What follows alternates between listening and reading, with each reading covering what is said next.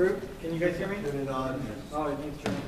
Hello, my name is Arut. I recently saw a video where you were being interviewed. I think it was with wearechange.org. And in it, I found it troubling. You sounded a little dejected and discouraged, you know, talking about how nobody reads nowadays and all this stuff. I saw it on YouTube. Yeah, that's the irony there. But I was introduced to your work through your books, so I do want to tell you that. But I just wanted to encourage you not to lose hope and to continue doing the work you've been doing, because I think you know, it's important, and the world needs your voice. And I know it's easy to lose hope, I think, with this topic, because it seems like it's the conflict's never ending, and it's been going on forever, and it seems like it might never stop. But I don't really have a question, but if you want to talk about just hope and keeping hope alive in regards to ending the conflict, that's it. Thank you. Thank you. Thank you. I'm always hopeful as long as there are young people ready to take up the struggle. And I mean that. If there were no young people to take my place, I would be absolutely hopeless. The other night I met with a group of people from Alice Walker, the author, and they were a very impressive group of people, including people who I greatly admired as a youth. Nobody here will have heard of them. Angela Davis was there and some others. But the ones who made the most powerful impression, and they were wonderful people there, were the two people from Berkeley who just passed the resolution calling for divestment. These are people who were engaged, fighting the good fight. There were 500 people at that meeting at the Berkeley Senate, Student Senate. And I was glad the other side turned out. It was a nice full room, 500 people. They slugged it out verbally. And I think the right side, the left one, the right side one. And that makes me hopeful. That makes me hopeful. You get to my age, most people are cynical. Most people have other things to worry about. At my age, the only visits you make at my age are to the doctor. That's an outing, as somebody said. So I want to see young people who don't have to spend half their time in the doctor's office out there fighting, and I'm always hopeful. I want to intercede real quick here and interject. I do believe we just had a box come with the books that I had ordered, and I special ordered them to get there on time. I have been absolutely riveted to the book. I took my family up north for 4 hours, and after I read the book, I listened to it on tape, so I wouldn't have to listen to my family, so I just plugged it in. And so I had it on the book, I had it on the tape, and we have a unique opportunity here. So when we're done, we have to move, as I say, because there's another group coming in there. But please, I think I have 15 left because they've been selling very, very well. So if you want one, you better grab it when you can. And we'll get these two questions really quickly, and then we got to close her up today. Hi, my name is Alex Vasquez, and I'm a current student at Swiss College, and I've been here for 3 years, and I'm going to stay another year. But I'm really interested in, this is separate, but I'm really interested in queer studies and LGBT issues. I consider myself an activist. And my question to you, I know you directed something to students, which really spoke to me as a person. You said, we have a lot of promise, we have a lot to offer, we just need a chance. And I just wanted to ask you about, I think that stemmed from somewhere. So I wanted to ask you, when you first started this, obviously it's very controversial. Probably people turned you down a lot. So I would like to know, what restored your acumen, what invigorated you to your cause, and yeah. Well, what kept me going, I would say what kept me going was, first of all, a deep feeling I'm never going to betray the legacy of my parents. They suffered terribly, destroyed their lives to the very last day of their life. The last day of my life, I remember my father would sometimes fall off the bed into the floor. I'd say, what happened? I had a nightmare, the Nazis were chasing me. It's to the end. Their lives are destroyed. They never rebuilt their lives. So I'm not going to betray that. I'm not taking the easy way. There was a song I liked as a kid. It was sung by, I can't remember who it was by. It said, I don't want to get adjusted to this world. I'm going to a place sooner or later. I'm going to something like a better place sooner or later. I don't want to get adjusted to this world. And that's my way. I don't want to get adjusted to this world. I'm not going to adjust to a world where I'm sitting here having a nice life while other people, their lives are being ground under. That's not my will. So I don't want to ever live peacefully with a world like that. It's wrong. That's one thing. The other thing is, as I said, I lived a charmed life. I lived a blessed life because wherever I was, I met the most wonderful people on God's earth. And that has been, it's a privilege to meet people like that. I know there are a lot of Latino people in this room. Take the time. How many of you watch Democracy Now? So go on YouTube. My closest friend is a fellow named Alan Nairn, and he was very active in Central America during the genocides that were going on there, in particular the one in Guatemala.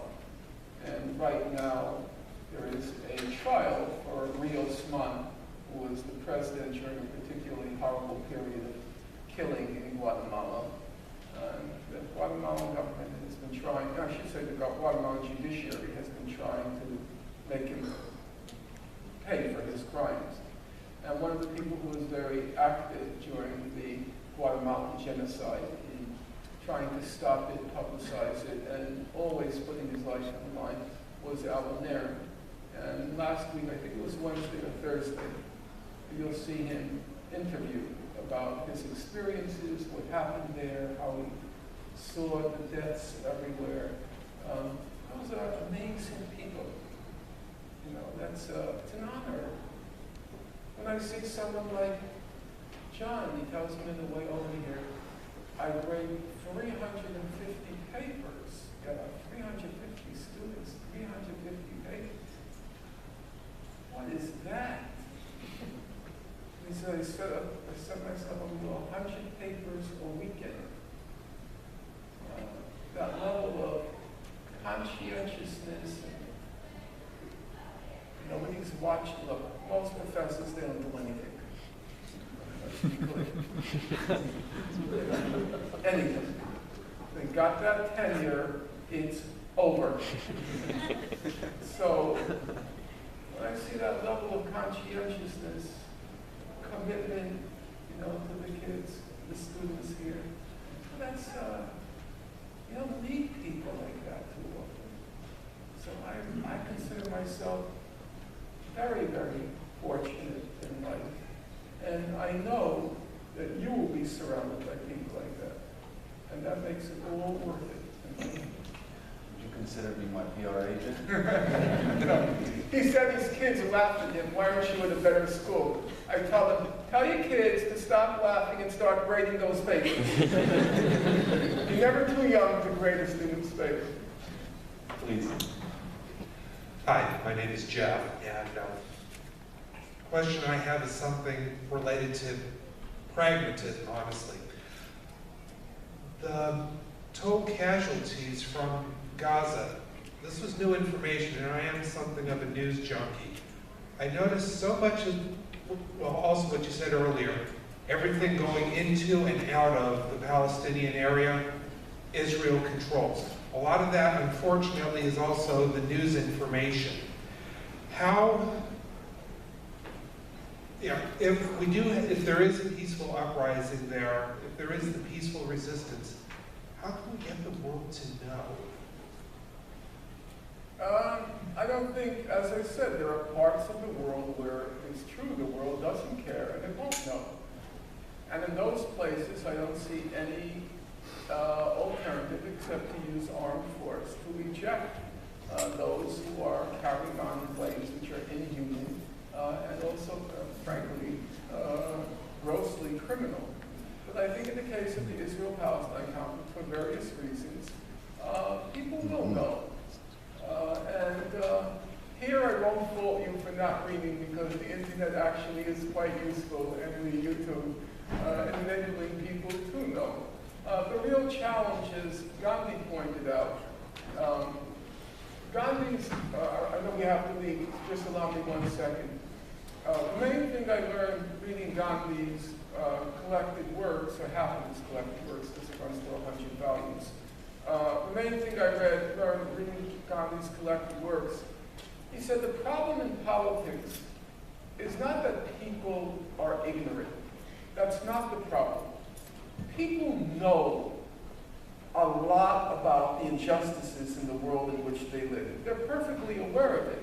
Every single person in this room, from the moment you get up in the morning, you look around you, and as you pass through the day, you look at something, you say to yourself, that's not fair. That's not right. That shouldn't be. That's unjust. That shouldn't happen in a country like this. Everybody has that feeling. It's not that people don't know about injustice. They do know. It's not that they're ignorant. In many cases, and perhaps most cases, they are not ignorant. The problem in politics, Gandhi says, is how do you get people to act on what they know is wrong? What will induce people to move from sympathetic but passive observer into an actor? And Gandhi's insight, which may sound simple, but actually is not so stupid, it's quite, I think, sharp.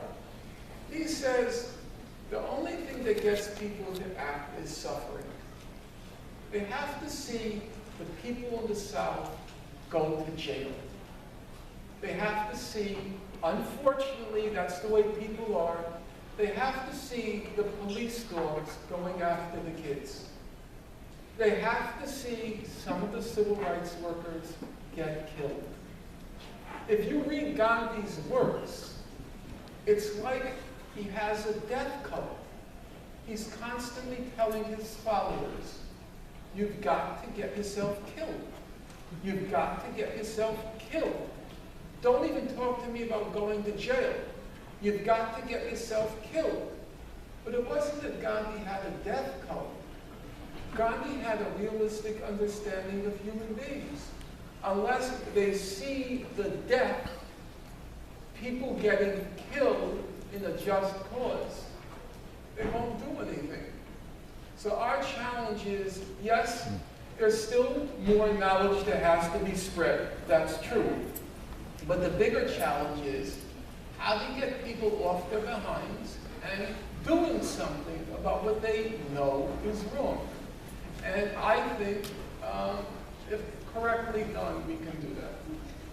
And it happened, happened for a brief moment with the Occupy movement. It happened. Nobody had to tell the American people that 99% of us are being shafted and about 1% are making, that there's no tomorrow. Everyone knew that. So when we had the slogan, we are the 99%, did anybody need that knowledge? No, the whole 99% already knew it. So then the challenge was, how do you get the 99% to act? Well, how did it happen to me? I hear down somewhere in Wall Street, this place called Zucchini Park or something, I don't know what the hell they're talking about. There are kids camping out there against Wall Street and Wall Street's policies. And I think to myself, well, that's great, that's terrific, but Norm, it's too late for Woodstock 2. You're not going down there, you're not camping, you don't belong, they're going to see you, you're an old man, get lost, so okay. I'm not doing anything. I'm that passive, sympathetic observer. I'm from Brooklyn, New York, and then I hear one day 800 people were arrested on the Brooklyn Bridge protesting what's going on in Wall Street. Now I say to myself, wait a minute, Norm. You've been talking about this capitalist system your whole life, and now 800 people are getting arrested in your borough of Brooklyn on the Brooklyn Bridge, and you're not doing anything? No, it's time to do something. And then the next day, you start seeing all over the YouTube the cops pepper spraying the kids who were peacefully protesting. And that's what galvanized me. It's exactly what Gandhi said. I had to see people going to jail. I had to see people getting pepper sprayed. That's what moves people. I didn't need knowledge. I didn't need enlightenment. I needed something to, as Gandhi put it, quicken the public conscience, how to get them to act. That's the challenge.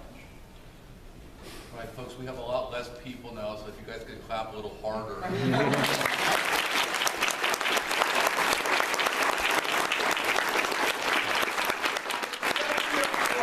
Only on the grounds that's for Professor House and I.